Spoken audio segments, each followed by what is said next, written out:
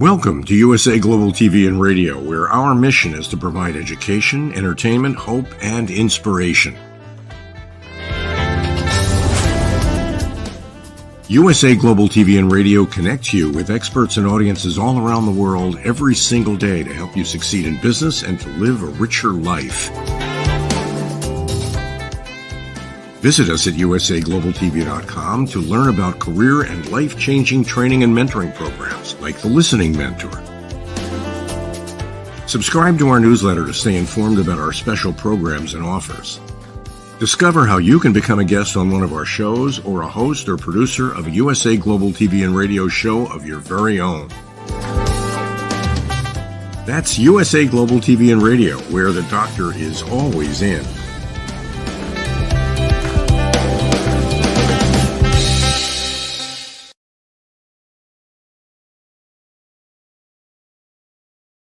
Hello, everyone. Welcome to USA Global TV and Radio, where we provide world-class education, entertainment, hope, and inspiration. I'm Dr. Jacalyn Kerbeck, and I'd like to give a big warm hello to all of our loyal viewers and listeners, and also say hello to all of our friends over on E360 TV, Roku Worldwide, Amazon Fire, and soon, as we have an announcement this week, our friends at Zizzle TV will be joining us on over 300 platforms. So, our show today is a woman's prerogative, and our topic is an interesting one: navigating challenges in male-dominated fields. If you've ever watched this show before, you know that this is a show with panelists from around the world. Today, we have two of our team members with us. Let's bring them out. Joining us from the United Kingdom, she helps you bust your stress, knock it out of the ballpark. Goodbye. It's Caroline HEWARD joining us from London. Hello. Woohoo! Yes, stress, take a rest. Bust your stress, all right? Thank you. I love it. Thank you, Dr. Jacalyn. Thank you. It's good to have you with us. Thanks for making the time. All right. Also joining us from London, she's African Woman of the Year, best-selling author, Dr. Justina MUTALE. Come on out. Hello. Hi, Jacalyn. Hi, Caroline. And hello to all of the viewers. Hello, hello. Nice to have both of you here today. And this is a really important topic. Before we dive into it, since we are a smaller group, hello to Dr. Chan and hello to Mariska. I'd love to have each of you share for our new viewers a little bit about what you do and how you can help our audience. Let's start with Caroline. Thank you, Dr. Jacalyn. Well, I help people literally, as Dr. Jacalyn said, bust their stress. And how I do that is I help you find the root cause of what's causing the problems. we many times walk around with that stressful physical ache and pain, or it might be that relationship that's not working, or that forever situation of feeling anxious about something. So it is, however it's manifesting for you in your life. And usually we have those same experiences of how stress manifests on a regular basis when we're stressed. So it's that I help you with, whether it's physical, ache and pain, whether it's emotional, sadness, loneliness, heartache, or indeed when it's mental, so anxiety, depression, or stress. And I help you break through the patterns, the behavioral patterns that create your everyday stress. Now, it's important for me to say that some people walk around and say, I'm not stressed, but they don't sleep, or they're complaining about a relationship, or they're complaining about something at work. That's how stress is manifesting in your life. And I help you break through the patterns by identifying what's caused that symptom in the first place. And I do it through a really simple process, and it really helps you to release the emotions that trap the energy that creates your manifestation of stress. Thank you. Thank you very much. Appreciate that. Dr. Justina MUTALE, how do you help people? Thank you. Thank you so much, Dr. Jacalyn. I help to create and, of course, inspire future female leaders. So tonight's topic is really close to my heart. I am the author of The Art of Iconic Leaderships that reviews the power secrets of female world leaders. I help you tap into your natural wisdom, your natural traits that are within you as a woman that will enable you to become an effective leader. I am a gender advocate, and of course, I advocate for the achievement of gender equality and the empowerment of women and girls. I work in the civil society arena, so we are always shouting at the top of our voices that women need to move from outrage to the courage to reclaim their rights, reclaim their rights and reassert themselves in leadership positions. So I believe that until we have what we call a 50-50 planet, then we can see the world going the right direction. Amen to that. Absolutely. Thank you, Dr. Justina. All right, let's get right into the topic, navigating challenges in male-dominated fields. Have either of you ever experienced something where you were in an environment and you were working to assert yourself and you were just being chopped down at every point by a man saying, no, you're wrong. No, that doesn't make sense. I don't want to listen to you. I see you both smiling. So I guess this could be a very long answer. So let's go to Dr. Justina. I have not personally experienced that. I have not, I've always worked in areas or environments that accept or value both male and females.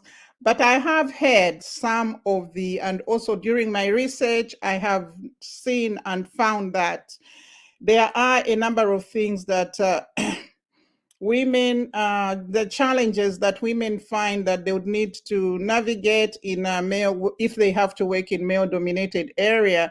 And this begins with right from the onset, from the hiring process. From the hiring process, for example, women sometimes hold back on what they are capable of, and whereas the men will just, even if they don't know, they don't have all the skills, they will kind of offer themselves.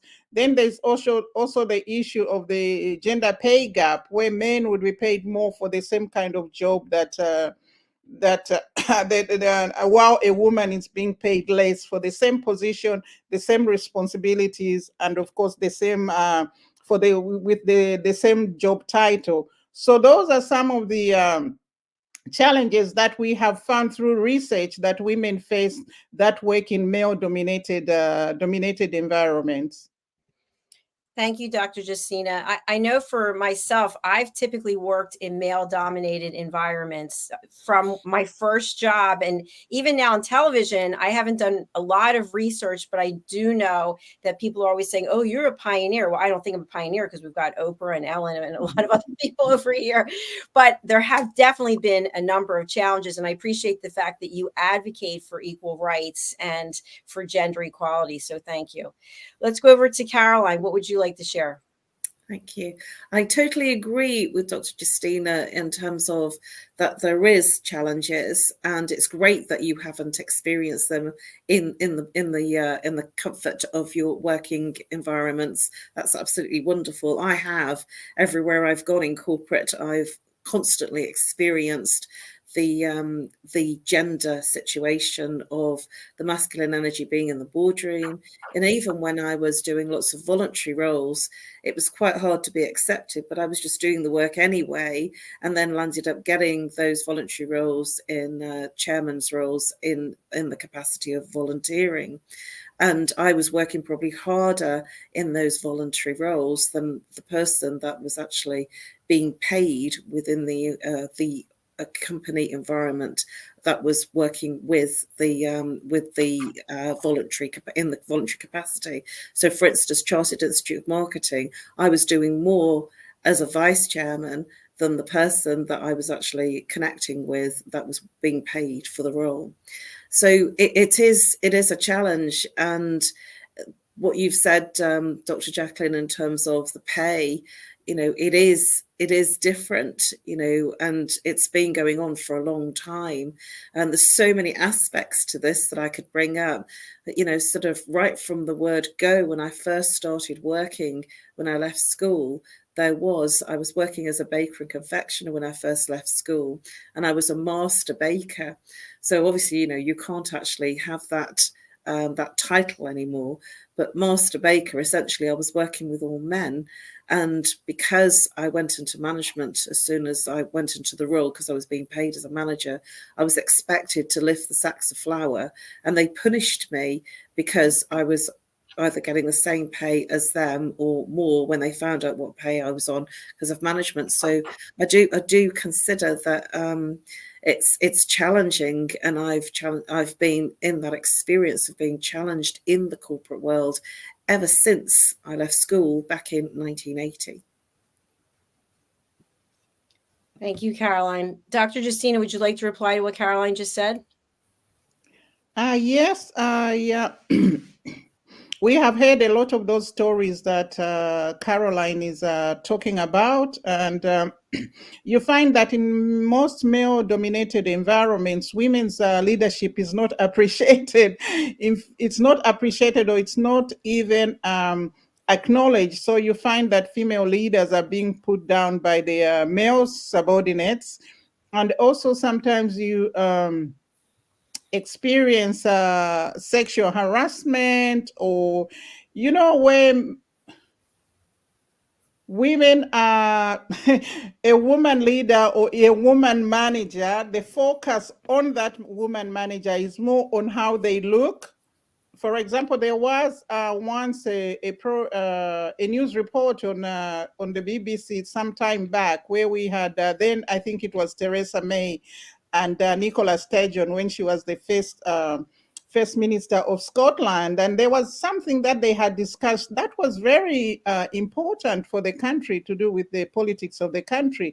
But all the newspapers spoke about was what Theresa May was wearing and how she sat, her shoes, her dress, the length of her skirt, as compared to what Nicola Sturgeon was wearing, rather than report on what the outcomes or the important key messages of what their meeting had been about. So these are some of the things that women experience in male-dominated areas. Of course, Theresa May was Prime Minister of the United Kingdom, and Nicola Sturgeon was First Minister, which is almost equal to being Prime Minister of Scotland. And these two powerful women were leading these two countries, and all the media could focus on is, one, what they looked like, two, what they were wearing on that day, the length of their skirts and the height of their heels.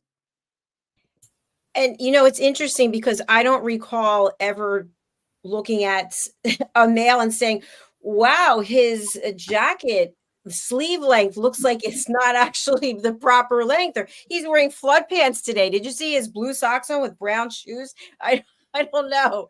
So I want to take a step back just for the title, Navigating Challenges in Male Dominated Fields. I remember way back when I first started in work, my father was an automotive dealer and car dealer, and that industry was really male dominated. I remember Ford, Mercury, General Motors, it was mostly men. I don't know how it is today. But when you think about male dominated fields today, what comes to mind? For me, the boardroom.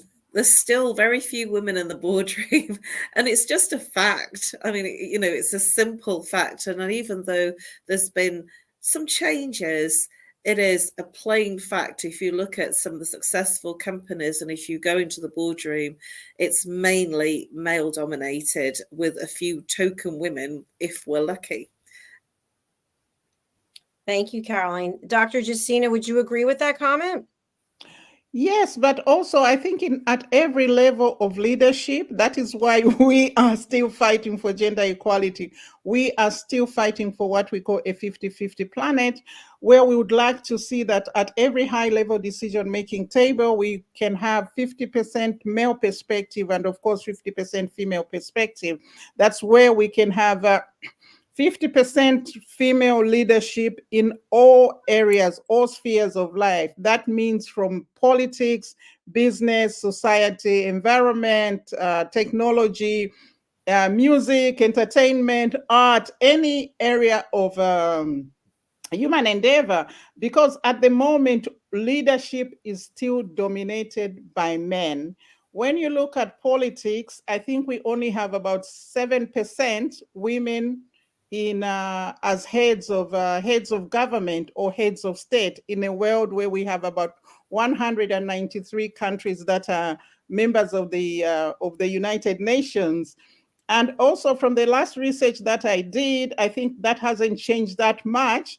Out of the 500 Fortune 500 or FTSE 500 companies, we've only got 25% of those are led by women. So that is in business. I've already talked about politics, and to do with politics as well, the overall number of women in parliament is about at 19 to 22% overall when you take the overall count of the whole world.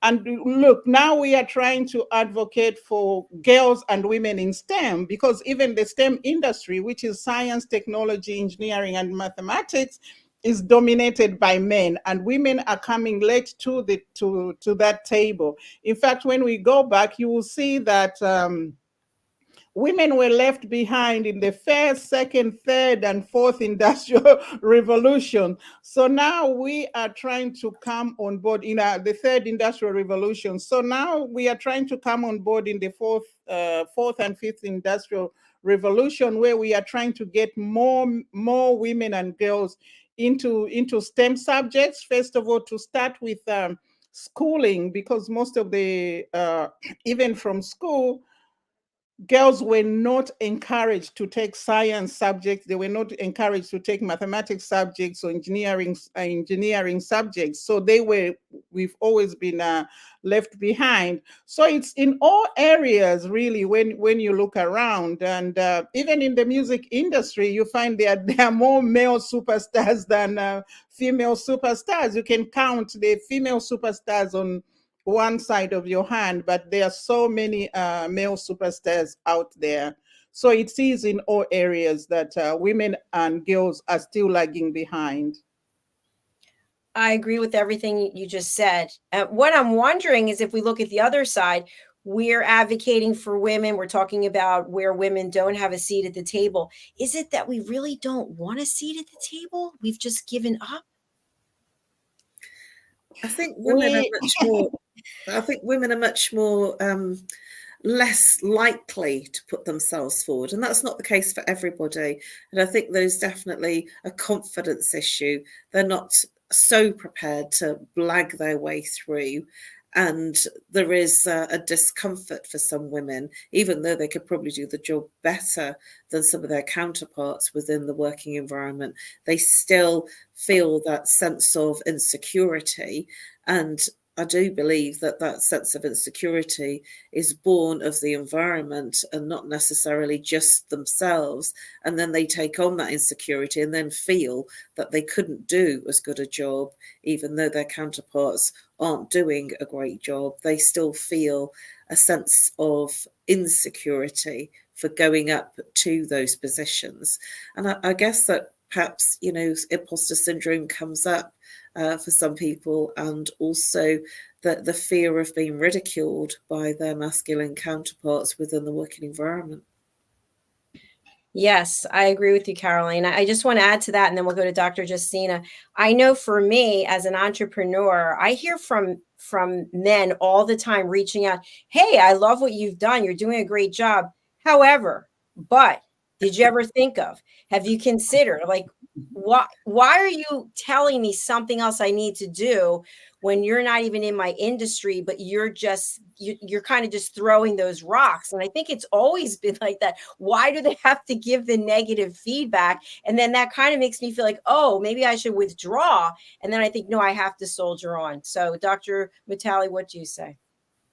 I think this plays out in various ways, two main ways. For example, there is still very strongly embedded institutional discrimination. Like I said, right from the onset with the hiring bias, and also once a woman is hired, and they start rising for as long as they are not going to have children. Even today, getting pregnant and having a child works negatively for a woman in a in a high level position, because we have seen from the research and from some of the women that we work with that as they keep rising and when they decide to have children and take that maternity leave, some of them do not return to the position that they were given. They'll find that the person that was brought in to act on their behalf has now, and usually it will be a man, they have taken over that position. This is because the employers or the industry cannot afford to lose money, so to speak, or lose their position in that industry by having this woman going off to have a child and taking time off as maternity leave. So there is all this institutional discrimination. Another one we already talked about, the gender pay gap, where women are not paid the same amount as men. And also, you know, I talked about the first, second, and third industrial revolutions. The work model has still not been tweaked to fit the women's work model. We still have the work model, a work model that favors men rather than women. Yeah, and this is also to do with what I've just talked about. For example, the maternity leave. And but then there's also another thing with the women. It's to do with traditions and cultural beliefs, where in most cultures women have been told they cannot do a man's job, or they cannot perform as high level as a man. So this also, a lot of women have got limiting beliefs that hold them back, that they cannot even try to apply for those higher positions, and they would rather, then they leave it to the men.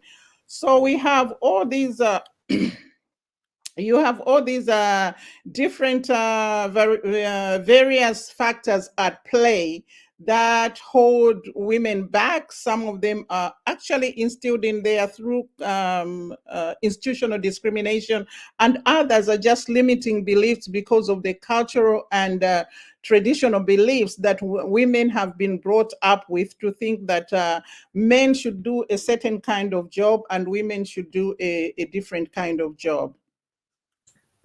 Thank you, doctor. I love the fact that you brought up limiting beliefs. I mean, you hit the nail on the head. I know I've always struggled with that. And Caroline, as a therapist, I'm sure you must see people who come to you and say, or maybe they don't even know it's limiting beliefs.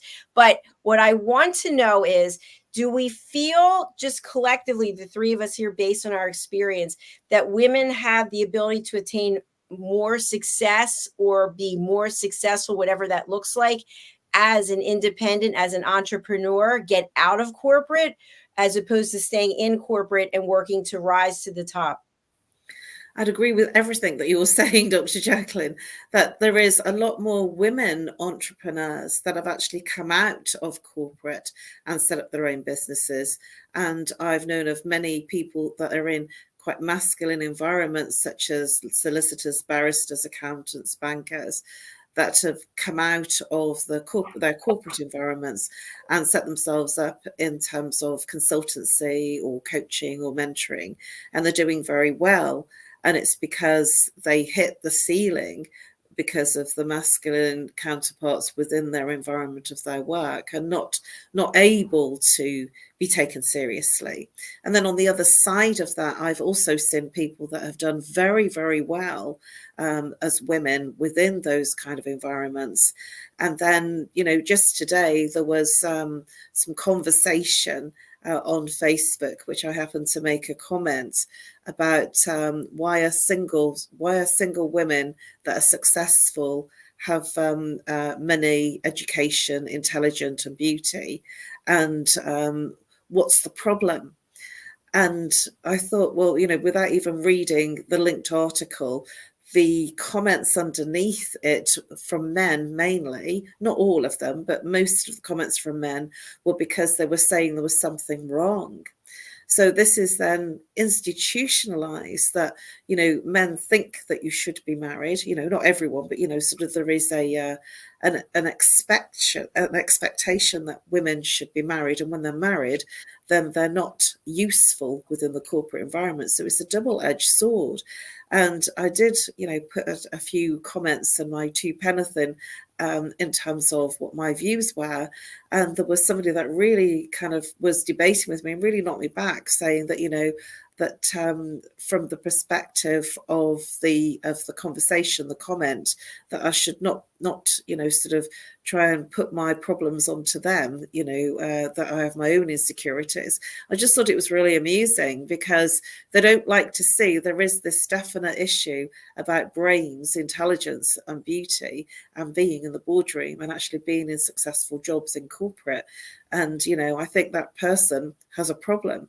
And that's not only one person. There are many people like that that are men that have a problem with women having the intelligence and doing well, and at the same time realizing that they've stayed single to be able to get that accolade and that success. It's like a big twisted puzzle, isn't it? And I know just recently someone said to me, you know, it's amazing you don't have a partner. Are you telling people what you've accomplished? Because that's kind of a turnoff. You know, try to play down what you've accomplished and just tell them what you can do for them. Oh, yes.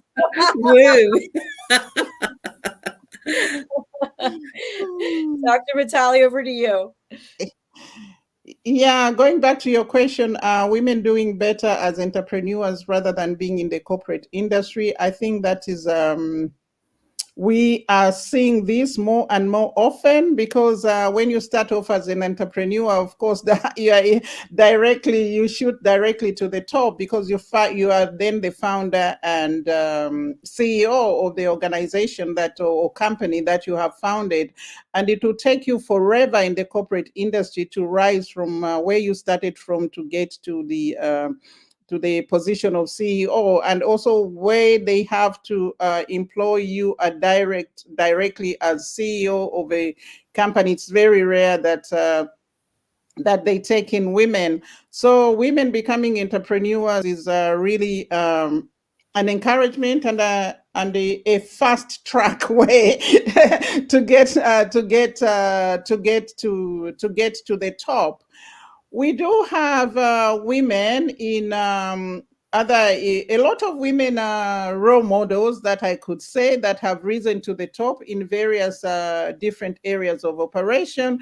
And some of these women I have highlighted in my book, In the Art of Iconic Leadership, the Power Secrets of Female World Leaders, where I have highlighted the leadership journeys. I have chronicled the leadership journeys of women that have kind of stood out for me from historical times up to date. And these are women from politics, business, society, and all other areas of operation. So it does show you that it is possible for women to rise and to lead at a high level, but what they need is to be given an opportunity.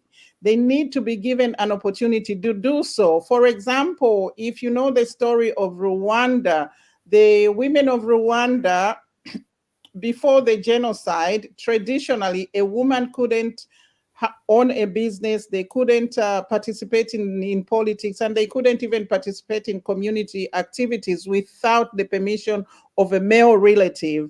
You needed to ask a husband, your father, your uncle, your grandfather, or even your brother, even if they were younger than you. But after the genocide, which claimed the lives of more men than women, women woke up and found that they had no brother, uncle, grandfather, or brother, husband from whom to seek permission. They instantly found themselves thrust in these leadership positions. And of course, they rose to the occasion. So when you look at the story of Rwanda, then it is even today the country that has the highest number of women in political decision making. And also, the last time I did the research, there was 45% of women in business, which I think perhaps now it's 50%. And Rwanda is one of the highest, has the highest rate of economic rate, rising economic rate. So it is just about opportunity. If women are given an opportunity, then they could rise as high as they can. But like I say, there's already this embedded institutional discrimination that doesn't allow women to go above a certain area. For in the example of Rwanda, like with the women in political participation, it was when they took off the this idea that only so many women could, they allowed them to participate on equal footing, and then they found that the women overtook the men. And also, of course, the men were taken off the table because most of them had perished in the in the genocide. So women rose, and you find that Rwanda is one of the it's a rising country in Africa, and a good example to the rest of the world that when women are given an opportunity, when men do not hold back the women can rise, and of course the women have got the leadership potential, and this has been exhibited by the women of Rwanda. Thank you, Dr. Justina. And in your research, and also in the research you did for your book, have you been able to ascertain that when women are able to rise, whether it's in Rwanda or somewhere else, that they did so by becoming closer with male allies or making males their mentor? Or is it really women sticking together and supporting other women? It is both. It's women sticking together and supporting other women, but also Africa. In fact, from historical times, women have been leaders. This is not. This is something that is not shown in the history books, but women in Africa have always been leaders, and in some places, women were always equal or even more superior to their male counterparts. But the tables were turned with from my research because of colonization. See, before there were people in Africa who lived were like what you call they had a subsistence economy. of which everybody tilled the land and they ate off the land. They ate the food that they grew themselves. And so when the monetary economy came in with colonization, they had to pick the colonization introduced the idea of men going to work not in their own fields and not on their own farms to grow their own food, but to work elsewhere for somebody else so they can earn money, as in notes and coins, in order to buy bread tomorrow. And this tilted the status of the women in Africa, because then the men became what they called they called them the breadwinners. So that is why it was easy for the women in Rwanda to just suddenly rise to the occasion. When you talk about male allies and male mentors, in my research again, at some point, I can't remember which year, the United Nations had introduced what they called quotas. Quotas, especially in political decision making, but also this was also introduced later in the boardrooms. And they had introduced, for example, that 30%, at least 30, every parliament should have 30% women, and then, the rest will be men. And eventually there was a cry for 50%. But that kind of thing is where you found that because countries were almost like commanded, for a better word, commanded by the United Nations to have these quotas, you find that the men that were leading in those areas had to pick women just so they could make up the quotas. And then it was a negative thing that happened, because those women then had to, their loyalty lay to the men that put them in those positions. So those women did not work or fight for women, because they had to be loyal to the men that put them in those positions. It's a catch-22 kind of thing, where in trying to help women come up, somehow it was still putting women backwards. So those are the women that kind of rose with behind male mentors. But in Africa, for example, in my mother's family, a woman rules the kingdom, and a woman has always ruled that kingdom. So it's women always coming together and getting to those leadership positions. Absolutely. Thank you for that. And also, just to tag on to something that you just said, there's also obviously a certain percentage of women who are in roles because a male was trying to check off the box that, we need a woman in this position. And then the woman gets into the role and realizes they don't have any power or autonomy or authority anyway. Caroline, I know you have something you want to say. Yes, I do. This is the reason that it's like it. I'm always about looking at why, why is it like it is, and why we have this inequality of women in the workplace and in these higher positions in the boardroom and in the bigger managerial positions, is because before the war, and you have to kind of look at how things were. The men went to work and the women stayed at home looking after the family and cooking and cleaning. And what happened after the wars is that there were less men that came home, and the women then found that they had to go to work. So in the 60s, certainly in Europe, there was a huge rise of women into the workplace, and that created the changes. Now, the corporate institutions were built by men, and so they're very masculine. And that's why the women going in are always almost on the back foot, because they're masculine structures, hierarchical structures. There's very few that are flat structures. And so it is built and it's maintained by the masculine energy. And that's why there's for the feminine energy, it's like 2 steps forward, 4 steps backward. And it's almost like there's still that fight of the fact that it was built by men for men, and it wasn't built equal. And because it wasn't built equal, there has been a fight for women to be there, of a working environment that was actually created for men. I love that perspective. Thank you, Caroline. Caroline and Dr. Justina, we're coming to the end of our show already, and I love this conversation. But before we go, any last comments you have on this topic, Dr. Justina? I think I would like to say that to every woman out there, I said it is time for them to move from the outrage to courage, to reclaim their rights, reclaim and assert themselves in the leadership positions, and also to let them know that it is possible for them to lead. It is possible for them to be a head of state or head of government, a president or prime minister, and of course it is possible for them to be the CEO of a big conglomerate, and that it is all these areas are possible. You just have to reassert yourself. You have to take away those limiting beliefs that that hold you back. The women in my book have done it. The women of Rwanda did it. Most of the women in Africa, as in my the queen from my mother's kingdom, she still rules. Of course, in the UK, we always had Queen Elizabeth. She ruled for over, was it 70 years?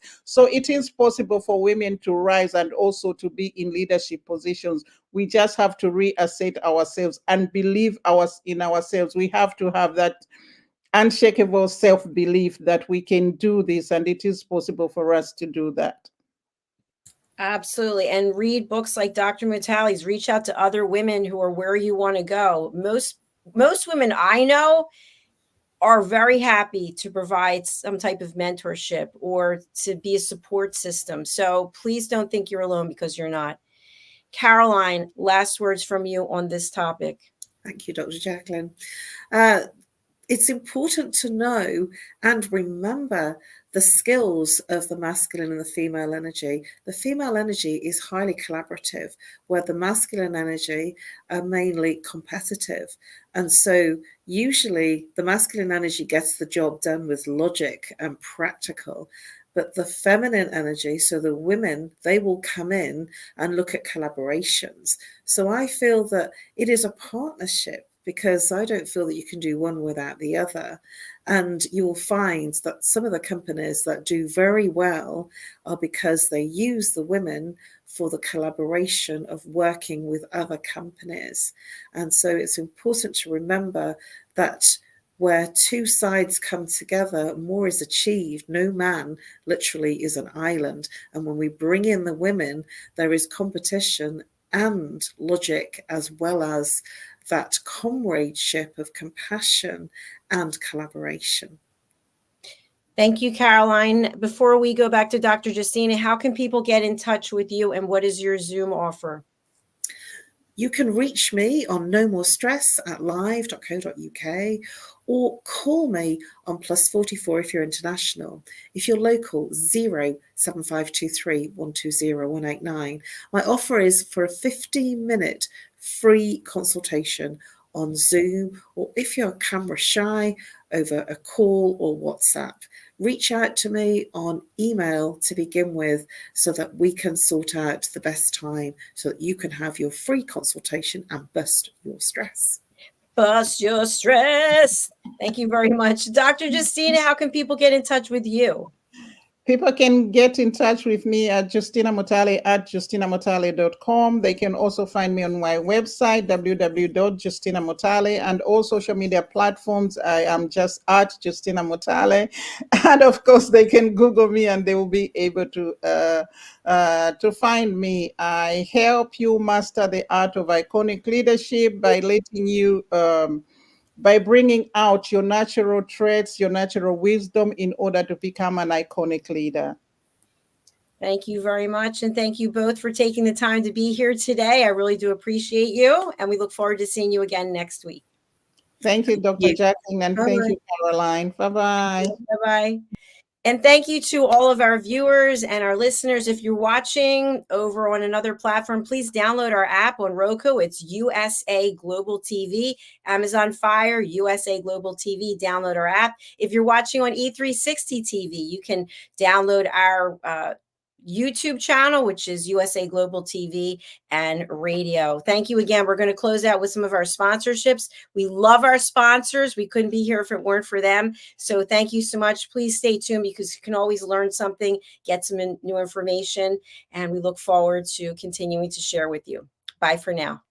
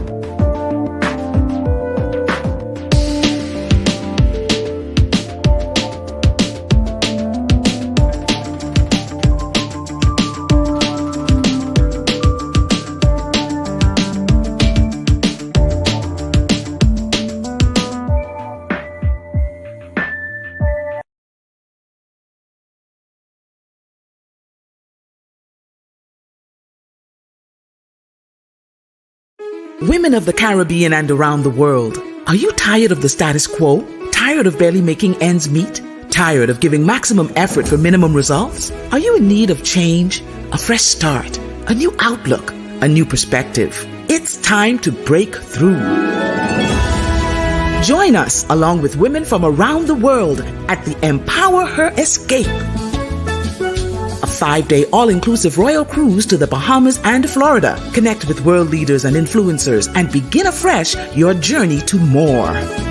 Hear dynamic speakers with sessions on women in leadership, the importance of mentorship, how to start a business from the ground up, financial literacy, an integrated approach to wellness and wholeness, and so much more.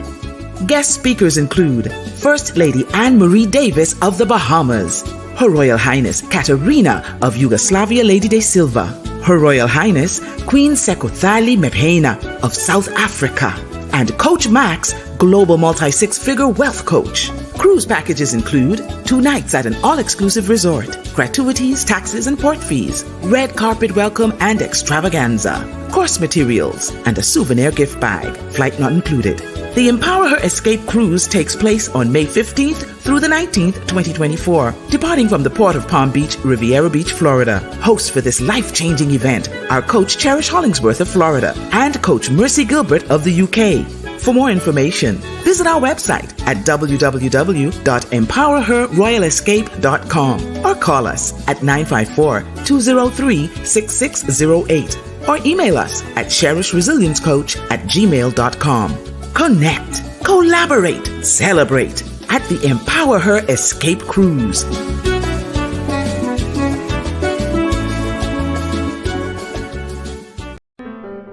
Hello, boys and girls, and welcome to Story Garden. Your host, Diane Boehm. I'm so happy to have you here today. Diane Floyd Boehm tells wonderful stories that warm the heart, spark the imagination, and unite people and families across generations. For children, Diane's Harry the Camel connects with all of us who've ever wondered how different our lives might have been if only we'd been born something better, like a wonderful horse instead of an ordinary camel. In the end, we all learn along with Harry that there's nothing better than just being yourself. Diane's Little Girl in the Moon looks down on earthbound children and wonders if they know she's just like them. A story of love, home, and the bond between mother and daughter, its powerful theme that we're each of us different yet all of us the same plants a seed in children that promises to blossom within a loving and trusting grown-up.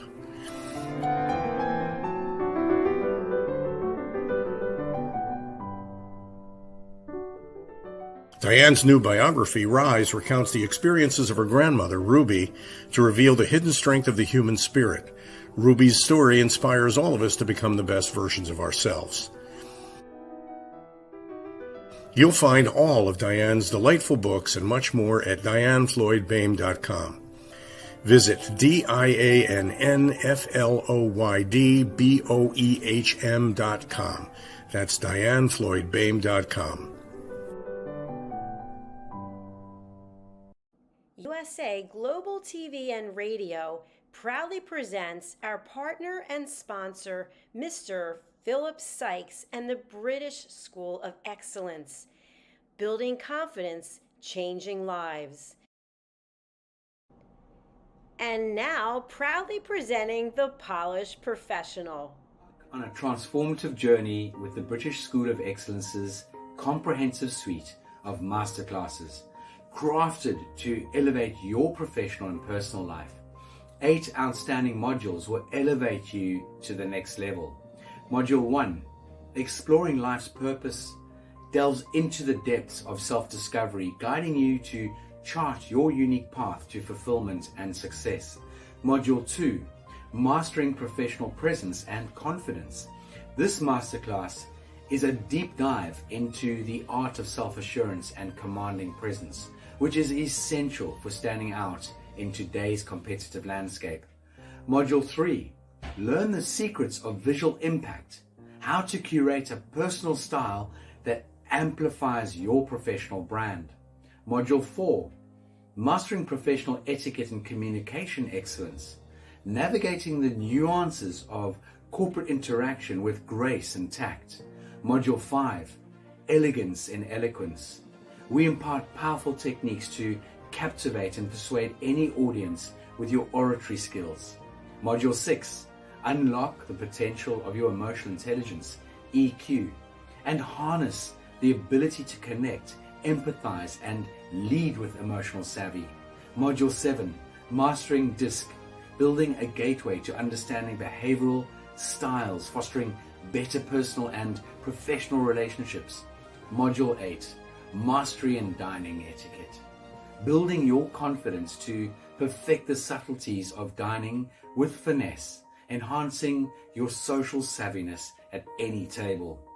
Step into the Polished Professional program where poise, elegance, and excellence aren't just taught, they're instilled for life. Join us to redefine your potential and polish your professional edge. To learn more, go to thebritishschoolofexcellence.com. The British School of Excellence are investors in people. Let us invest in you.